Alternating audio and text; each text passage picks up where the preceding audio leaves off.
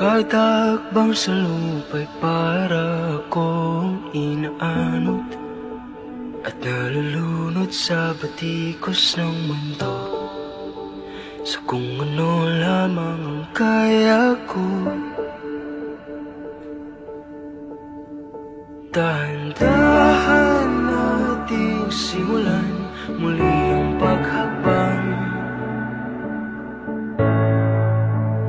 Dahan-dahan tumingin sa salamin upang makita ang ating kagandahan. Dahan-dahan iangat ang mukha upang masilayan ang payapang kalangitan.